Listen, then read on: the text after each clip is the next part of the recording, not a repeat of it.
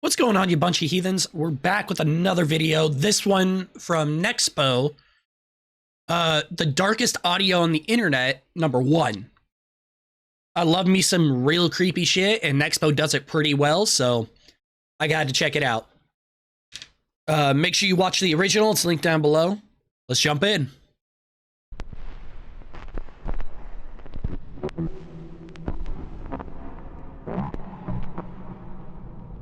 Oh, yeah, we got our, what's it called?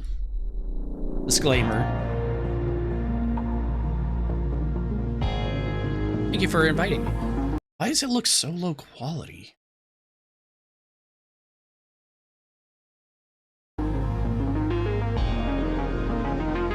Ooh, I know that one. That one was from a, analog horror. I don't remember what the fuck it was called.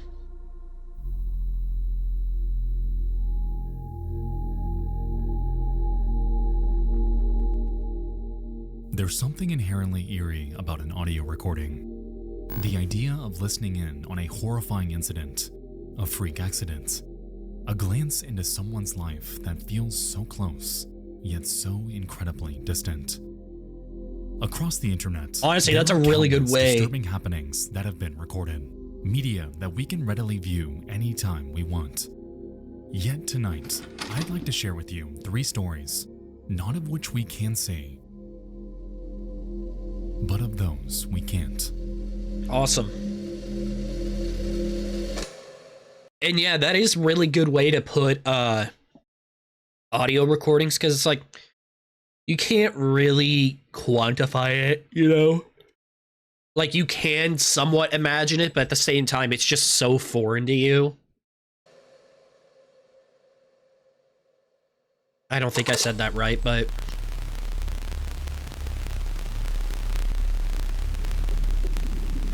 God, I forgot how much I love their production.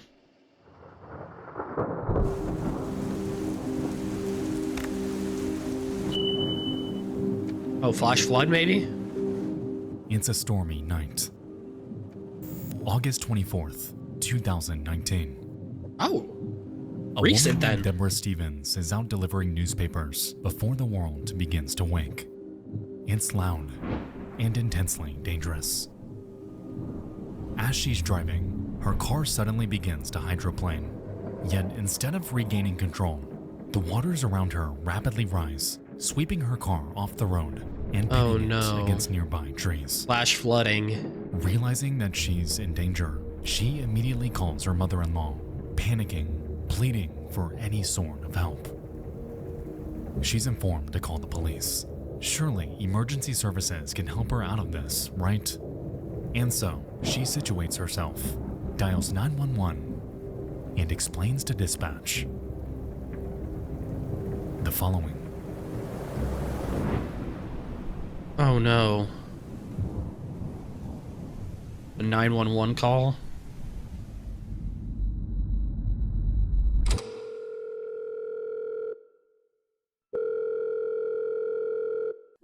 Where's your emergency? I have an emergency, a severe emergency. I'm in a flooding. My car veered off the road while I was doing my newspapers, and I'm flooded over here on the end of Kincaid, and it's all the way up to my windows, and I can't get out, and I'm scared to death. Oh no. How's this gonna end then? Ma'am, can you please help me really bad? I need you to calm down. I need you to tell me where you are. I don't know, ma'am. I'm on the end of Kincaid down here by these apartments. There's some apartments on Kincaid. I don't know what they're called. What color is your vehicle? Avenue. On the other side of Kincaid, at the very end of Kincaid Street, there's some apartments. And do you have a dark blue car, is what I'm asking you? What color is your vehicle? Yeah, dark. It's gray SUV, lady. The motor's all the way up to my windows. Okay, hold on for me. Don't hang up. Oh shit. Well, that's a long time to wait. Am I not on the phone with you trying to get you some help? Yeah, okay, so stop. I'm sorry, what? Who the fuck is this dispatch? You don't give attitude to someone in this situation. I don't care if you're on the phone trying to get you some help. No, you don't do that. Who the fuck do you think you are? here before I die. I'm sorry. You're not gonna die. I don't know why you're freaking out. It's okay. I know the water level is I'm Nah, high. but I want to punch this You're bitch. freaking out doing nothing but losing your oxygen up in there. So just calm down. But are they not gonna come get me? You said what? I'm sorry. I'm gonna When punch are they this gonna bitch. be here? As Not soon as I get Deborah. there. Not Deborah, the fucking operator. Before I die. Yeah, I know. As Deborah pleads for her life, it starts to become evident that the operator, a woman named Donna Renault, is becoming a bit annoyed with her demeanor. As we know, this is the absolute worst time, the worst line of work even, to let emotion cloud your judgment. Yeah, no. Deborah needs help. So where in the world is it?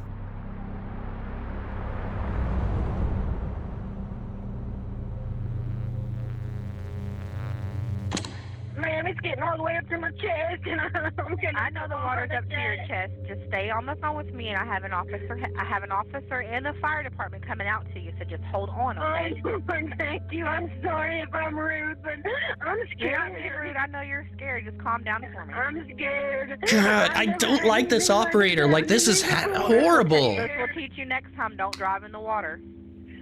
What? Ma'am, I'm sorry. What the I don't see how you didn't. I hate her. I hate this operator.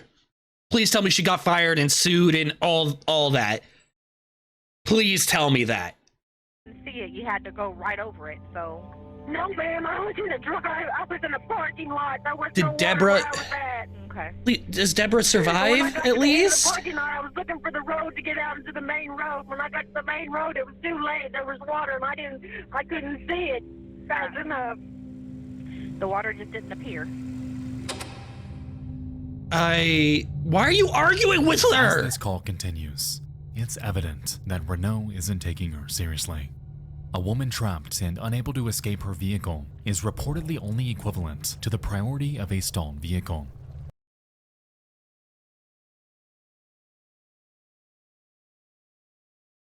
I'm sorry. It's a stalled vehicle when she's saying there is water up to her chest stuck in her car.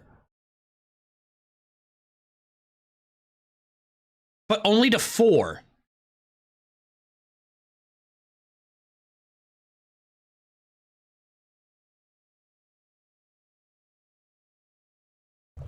It's only midway through this call when it's finally escalated. But even then, You took way too crucial long. minutes have already bled by. Yeah. Deborah Fuck this Stevens, bitch. as we know, is running out of time. Does she survive at least? Ma'am, please. Hold on for me. Hold on. I hate her. I hate her fucking. Her tone. I hate her fucking tone. Okay, I know. Listen to me. They are in the area. They are trying to find you. They cannot find you right now. I'm trying to ping where you are, so do not hang up because this 911 call is helping me ping your location. So don't hang up on me. Okay, where are you moving to? Tell me where it's going.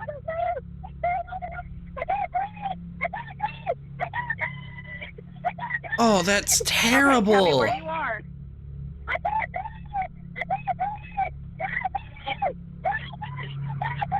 Listen to me. Hold on. Oh, that's terrible.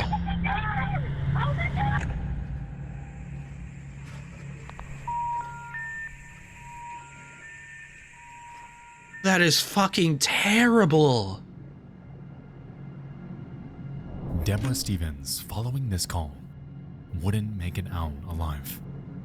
Oh Into a no. vehicle, a tomb, swept away in one of the most heartbreaking freak accidents that I have ever listened to.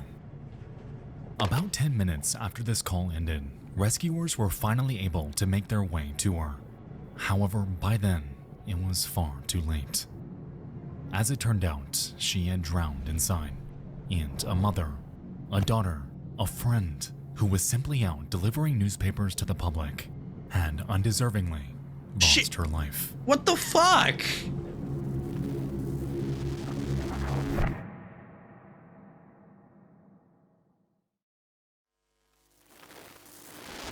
What happened? Next tonight, the 911 outrage. A dispatcher Thank you. on her final shift Taking a call from a woman stranded in her car as floodwaters rise, she panics, but it's what the... In the following months, it was found that Donna Renault was coincidentally working her final shift after having submitted her 2 weeks notice. Oh, so she just didn't fucking care. To call it like it is, she displayed a remarkable lack of compassion towards someone in such a dire situation. She did. Constantly What the fuck? scolding and belittling Deborah in the final moments of her life. Never once did she render any sort of legitimate advice to keep her from panicking. A massive mistake, especially considering that she was dying. The backside of these apartments over here, where these people are at, they can all see me. They're all standing out there watching. Miss Debbie, you're gonna have to shut up, okay? I'm gonna punch this bitch. Listen to me. I hate her. So what happened to her? Surprisingly, after an internal investigation, it was found that no policies were broken. No criminal action had taken place. None of what Donna Renault had done or said had violated anything. In essence, she had gotten off scot-free. And in her wake, a family devastated and No shattered way. by an accident that never should have happened. Much like with Loretta Pickard, the Deborah Stevens tragedy is equal parts heartbreaking and frustrating. Both were, even if in part, victims No of fucking external way. circumstance. Both were helpless as they were slowly consumed by the predicament around them. Both of them should still be here today. Yet they aren't. Hold up. Give me 1 second. That pisses me off to no fucking end. Yeah, let's look at this. What happened to her? I'm sorry. During all of this, during the report, they wrote that it wouldn't, her actions wouldn't have merited being fired, and it's often necessary to take a stern, commanding tone or to even raise one's voice when dealing with someone who may be hysterical in a critical incident. Except here's the problem. She never reported it as critical. It was never reported as that. Like, what do you mean? It was standard and then only to 4. How is this not critical? And how is that not warrant getting fucking fired? I can't. That's so fucked up that she just, nothing happened to her after doing all that. That actually, like, makes me upset. She gets away with it because technically she did nothing wrong. Yeah, mislabeling it as a standard thing. Alright guys, before we continue, I'd like to talk about tonight's video sponsor, Factor. Alright, so I won't lie, I'm a pretty big Uber Eats guy. When I'm caught up with work and don't have the time to make the meals that I should, I always resort to that 3 months, yeah, I'll leave it up. That dreaded app calling my name. But it's okay, because I've recently found a much more convenient and much more affordable option with Factor. Factor is a food delivery service that offers chef-crafted and never-frozen meals that are ready to eat in just 2 minutes. Instead of making constant trips to the grocery store or overpaying on delivery apps, Factor ensures that you're able to get restaurant-quality meals delivered straight to your door. My favorite part about Factor is how easily their meals can be prepped. All it takes is 2 minutes in the microwave, and bam, dinner's ready. Head to factor75.com or click the link below and use code 50NEXPO to get 50% off plus free shipping on your first Factor box. Once again, that's code 50NEXPO at factor75.com to get 50% off plus free shipping on your first box. Thank you so much to Factor for sponsoring tonight's video. Now let's get back to it.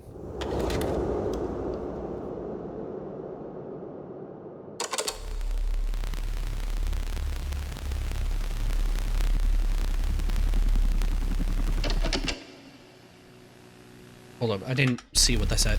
Say a little prayer. Okay. Which one's this one going to be about then? I hear a helicopter, so maybe helicopter audio? From WNBC TV in New York, this is Live at 5 with Jack Cassidy, Sue Simmons, and Al Roker with a weather. The year is 1986. And on WNBC, Damn, some old New shit York, then. a reporter named Jane Dornacker is giving her daily traffic report. Once a musician and an actress, she had found her home here in her late 30s, enthusiastically providing Thing with updates about Whoopi. accidents, traffic jams, what have you, to the affiliated Joey Reynolds radio show. For her, the news media was a job secure and consistent. So what could possibly, if ever, go wrong? Quite a bit. The exclusive AccuWeather forecast for our area overnight. Weather, not indistinct. At 4:44 in the afternoon on October 22nd, 1986, an Instrom F-28F helicopter operated by a company called Spectrum takes off for their daily WNBC traffic analysis. Oh, so it's gonna be helicopter On board was audio. 39-year-old Jane Dornacker, joined by a 30-year-old captain, Bill Pate. The flight, I guess like we don't so have a many picture of him. others, was meant to be unremarkable. However, what neither of them knew was that a maintenance engineer had installed the wrong clutch to it. A severe no. oversight that has the potential to cause a complete loss of power to the aircraft's rotor blades. Nevertheless, the engineer was highly experienced. The helicopter appeared ready to go. However, over the next 2 minutes after takeoff, something would go horribly wrong. Oh no.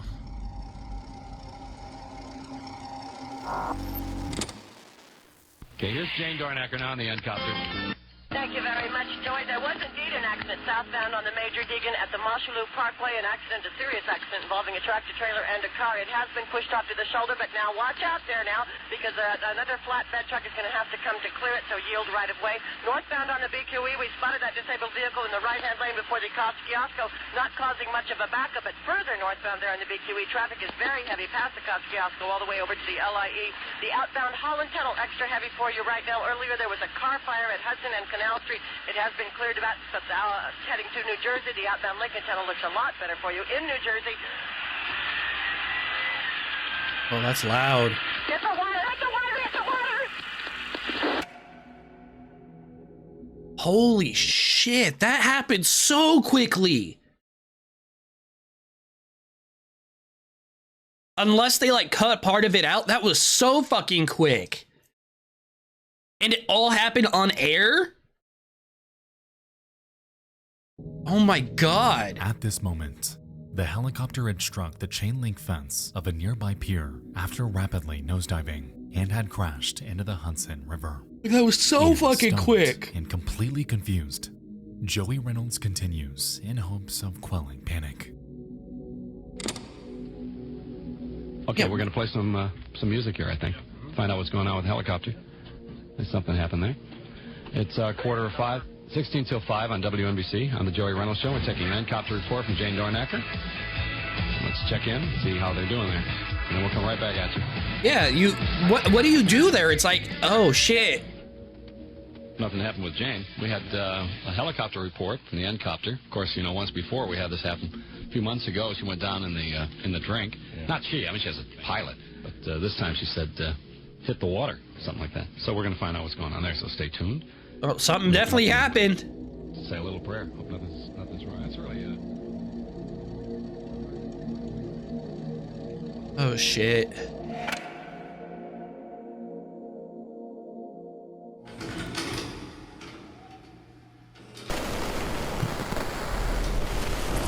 Airlines Hawaii. 8 days, 7 nights for only $559. We'll take you back downstairs to Jerry, and we will stay up here and have reports for you as we can bring them to you. Jerry?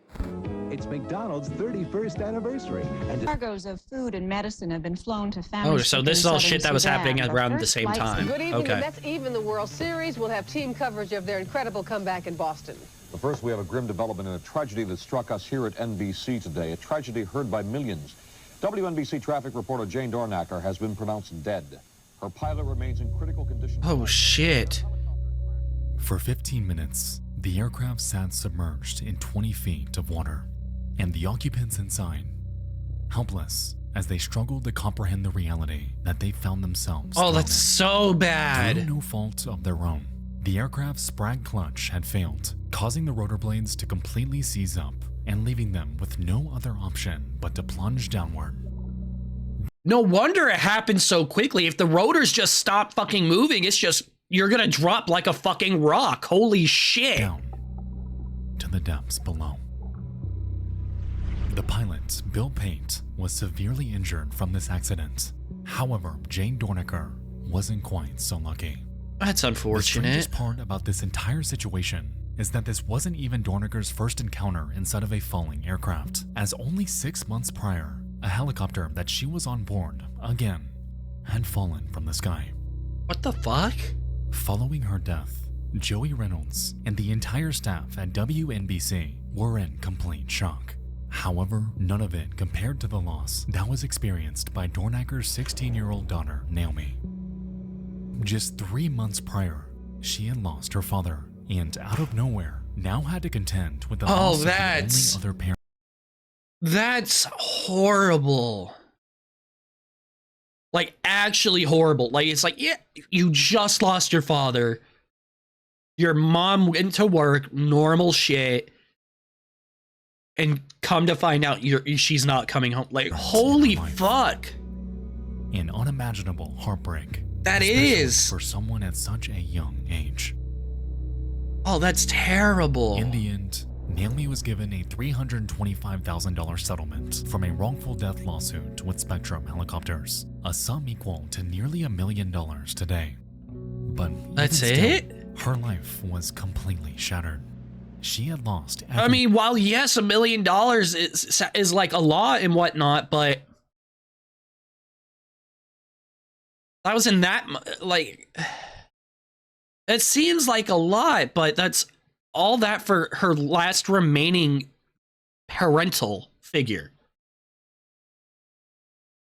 Like, that doesn't seem like a lot. One she loved, and she ultimately became an orphan through no fault of her own. Or her mom's own. This incident all around is one of the most heartbreaking cases that I have ever researched, and I can't even begin to imagine the horror that Jane felt in her final moments. No, All that'd be took horrible, was and it one happened single would just happen so to flip quick. An entire family's life upside down, and I truly hope that today, Naomi is at least doing okay. Let's hope. Whatever happened to the pilot, though? Said he was in critical condition. I'm assuming he survived, maybe?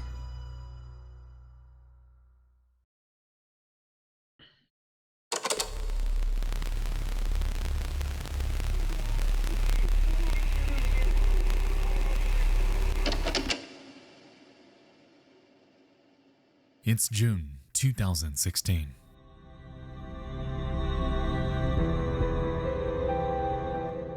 The world is ensnared in politics.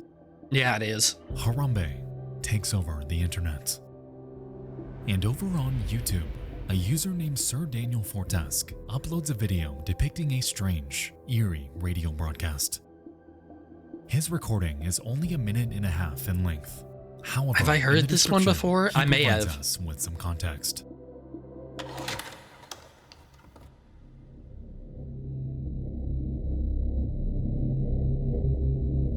My name is Cody E, and I'm a swing shift security guard at a bank management building located in Utah. Inside the security office is an old AM/FM radio that belongs to my supervisor, who listens to talk shows during his daytime shift. On June 16th, 2016, I was killing time before I got off work and began. No, I was thinking of like a New York one, it I was think. Sent to AM stations. Maybe. And while turning the knob, scanning through stations, I came across a very creepy broadcast. After listening to it for about 1.5 minutes, I quickly grabbed my cell phone and began to record the audio. I could hear 2 voices during the broadcast. The first and most often heard is of a woman crying, in to me what sounds like fear or agony. While the woman's crying and speaking, you can hear. I'm trying to think, is this the one I've heard before? Who sounds younger. I wrote down what I believe I hear the voices saying in the recording, but if you hear something different or can make sense of audio I couldn't understand, feel free to leave it in the comments and tell me what you think of it. I don't post videos to YouTube normally, and I don't focus this channel on anything specific. I simply recorded this video from an experience I had at work and was asked by my friend to post the recording here. Okay. The following is the OP's recording. Let's hear it.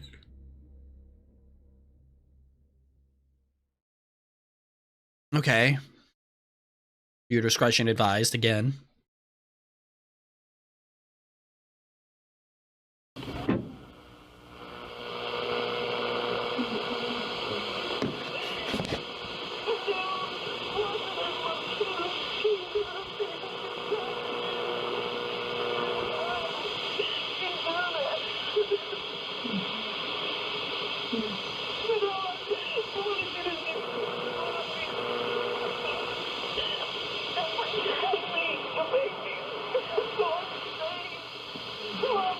Full scale.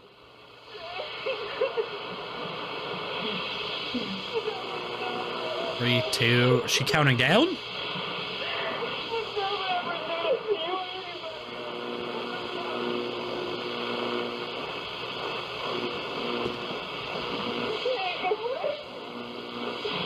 Ooh. Brady.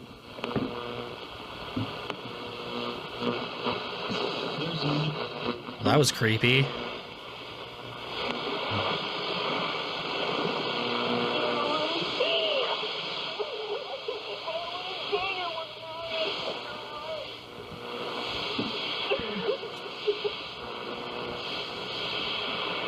She was definitely saying something there. Okay, damn.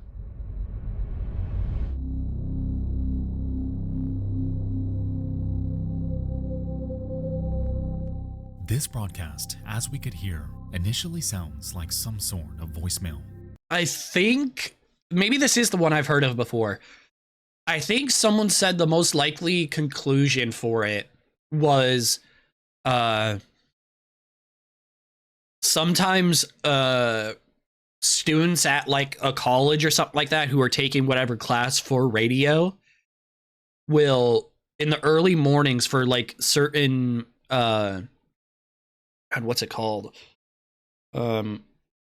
Projects and whatnot will put stuff out onto the radio. And I think the explanation I saw, explanation said that it's fairly common for sometimes they'll like fuck with people and put creepy shit out. A woman cries, pleads, begs for mercy. But I'm not positive. Yet throughout the entire I think this sounds very familiar. Response from whoever she's supposedly talking to. What is she crying about? Who is she? And what in the world is going on? Well, I heard Looking kids. up specific words from the broadcast turns up nothing. A recording of a movie or TV show? A nearly impossible dead end. This audio just exists, cast out into the endless void of the internet for all of us to chew on and to become intensely creeped out by. 5 years ago, we dove into the bizarre mystery of Portland's 96.7 FM and the strange broadcasts that were emanating from it for over a year. Throughout my video, we narrowed the culprit down to a non-profit called the Community Alliance of Tenants, whom, as expected, denied any involvement with it. Oh, I didn't see this video. So, in that case, we were at least given a call sign, something to chew on to take the investigation deeper. Yet here, nothing. Maybe that's the one I'm thinking of. All we have is an eerie voice muddled in static, and a general location far too broad to narrow down. What, Salt Lake City? Yeah, that's fucking huge. Given the nature of shortwave radio stations and how anyone can broadcast anything on them given the proper equipment, I do believe that this has the potential to be someone messing around. Yeah, that's my bet. Then again, what if it isn't? I'm curious if any of you remember anything like this taking place around Utah in 2016. I was in Texas, I believe, around that time. There has some sort of recording related to this, and this is precisely where I need your help. What truly is the context here? What in the world is she pleading for? Who the fuck knows? Most importantly, who exactly is the woman on the radio? Great fucking question.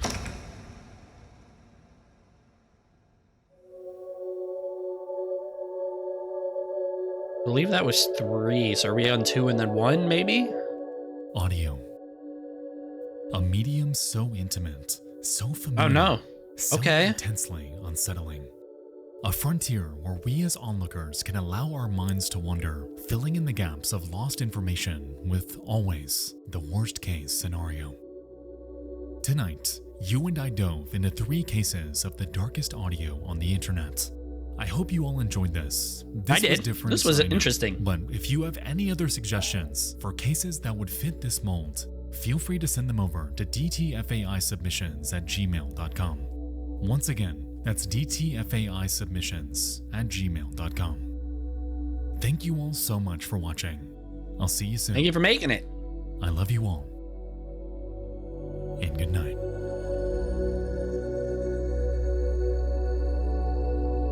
No, that was good. Oh, we're gonna see more. Dornacker was a familiar voice to commuters with her traffic reports, and this was her second crash. The first one was in April when her chopper went down in the Hackensack River near Richfield Park, New Jersey. Tonight at St. Vincent's Hospital, concerned colleagues of Dornacker showed up to learn what they could. Everyone at WNBC is shocked and very saddened. It's incredibly sad.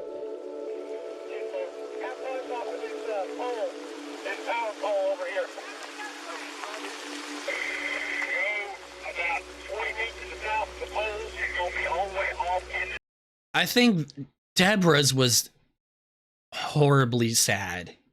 This one was horribly sad.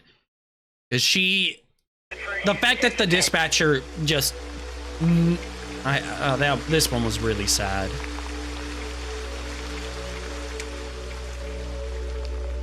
That she drowned and she was just getting berated. And nothing happened. So she didn't violate policy. I hate that. Like, that makes me so fucking sad. Well, that was the darkest audio on the internet by Nexpo. And yeah, that was some pretty dark shit. That was sad. Make sure you check out the original, give him some love. And until next time, take care of yourselves. See ya.